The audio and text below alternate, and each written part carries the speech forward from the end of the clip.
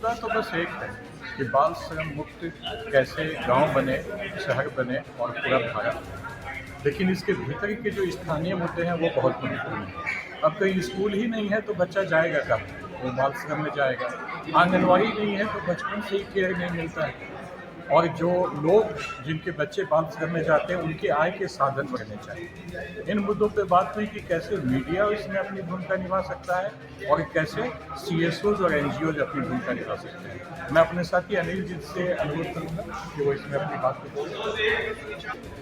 आज मीडिया की भूमिका हर समस्या को प्रशासन तक या संबंधित जगहों तक पहुंचाने के लिए बहुत जिम्मेवार है।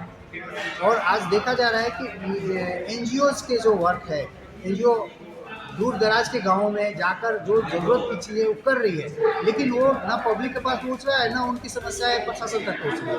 तो इसमें मीडिया की भूमिका क्या हो सकती है?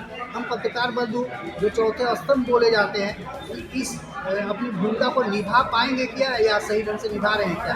तो अशोक जी ने बहुत ही अच्छी बात अच्छा पहल किया है कि मीडिया की भूमिका पर और एनजीओज के भूमिका पर कोरिलेशन पैदा करते हुए और उस विषय को प्रशासन तक पहुंचा के और दूर दराज की समस्याओं को समाधान की ओर ले जाया जाए। कि आज की कैसी समस्या का हल होगा? जब सरकार की योजनाएं बहुत हैं, अगर उन समस्याओं को लेकर ना पब्लिक समझ पा रही है, जनता के पास तक नहीं है कि हमारे लिए सरकार ने क्या योजनाएं बनाई हैं, और अगर वो जान जाए तो फिर किसके पास समर्थ व्यक्ति के पास वो पहुंच नहीं पा रही है, तो मीडिया शायद इस बीच का कड़ी का भूमिका निभा सकता है कि उनको वहां तक पहुंचा दे कि अपनी समस्याएं रखकर अपनी समस्याओं का समाधान करें। में देख सकते हैं चाइल्ड ट्रैफिकिंग हर जगह पे है। अगर बुनियादी तौर पे उसकी बच्चे की समस्या को उसके गार्जियन तक जाकर नहीं देखेंगे, तब तक वो समस्या का समाधान नहीं होगा। हम बच्चे को जरूर रेस्क्यू करते हैं, बाल मजदूर से उसको मुक्त कराना चाहते हैं, लेकिन पता चलता है कि उसी बच्चे पर उसका परिवार निर्भर है। उसकी पारिवारिक समस्याओं को भी हम जब तक अपने सर्वेक्षण में नहीं लाएंगे और समस्याओं के समाधान का विषय नहीं लेंगे, तब तक बाल मजदूरी को दूर कर पाना संभव नहीं है। जी बिल्कुल बिल्कुल। वैसे हम बिहार, झारखंड, राजस्थान, उत्तर प्रदेश, उड़ीसा, दिल्ली इन राज्यों में सीधे सीधे परियोजना लागू करते हैं, लेकिन कैंपेन अगेंस्ट चाइल्ड लेबर पूरे भारत में काम करती है और 20 स्टेट में इसके मेंबर फैले हुए हैं जो बिना कोई पैसे के बाल श्रम के विरुद्ध जागरूकता फैलाते हैं। हमारा एक कंडीशन है कि कौन सा कंडीशन ऐसा हो जिसमें कि बाल श्रमिक नहीं हो पाए।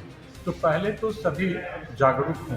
एक जो देश के कानून बच्चों के लिए बने हैं, आरटी एक्ट, कालपरा एक्ट, जे एक्ट, ये सीधे सीधे सही सही लागू हों।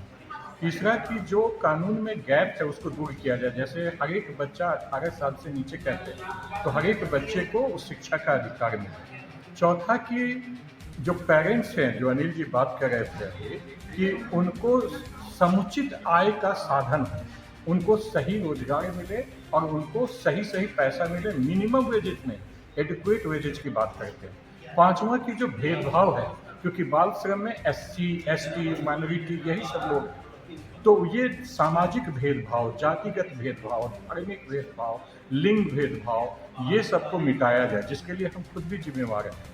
और छठा की जो अंतर्राष्ट्रीय कानून जिसमें भारत ने हस्ताक्षर किए, चाहे वो यूएनसीआरसी हो, चाहे वो ILO 138 कन्वेंशन, 182 कन्वेंशन हो, चाहे वो सस्टेनेबल डेवलपमेंट गोल जिसमें स्पेशली 8.7.1 है, जहाँ कहते हैं कि बाल श्रमिक नहीं रहेंगे 2025 तक का ही वादा था। तो इस सब वादा को निभाएं। आप देखिएगा कि बाल श्रम भारत जरूर है।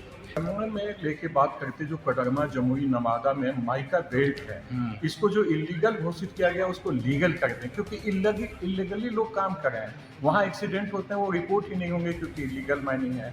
इसको लीगल कर देते हैं। और तो एक पहला डिमांड ये होगा, जहाँ जहाँ स्कूल नहीं है वहाँ स्कूलों की व्यवस्था हो, आंगनवाड़ी की व्यवस्था हो। तो जो जिनके बच्चों के माता पिता जिनको काम नहीं है और मजबूरी में बच्चे को काम के लिए भेजते हैं, उनके लिए आय के साधन का वो गवर्नमेंट के कई स्कीम्स हैं, उस पर अवेयरनेस नहीं है। तो सरकार को चाहिए कैंप लगाए स्पेशली कि इनसे लोगों का लिंक जोड़े और वहाँ अधिकारी तत्काल बैठे रहें। क्यों नहीं जा पाएंगे लोग? अगर गांव में ही अगर ऐसा कैंप लगाया जाए, पंचायत में कैंप लगाया जाए, सरकारी जो जटिलता होती है ना कि हम अपने गांव से निकल के डिस्ट्रिक्ट तक पहुंचेंगे, इसमें तो उसको 2 जून का खाना जिसमें नसीब नहीं है वो कैसे जा पाएगा? तो व्यवस्था स्थानीय, मुद्दा स्थानीय है, तो व्यवस्था स्थानीय है। हमारे मुख्यमंत्री जी माने और इसको न सिर्फ गवर्नमेंट सही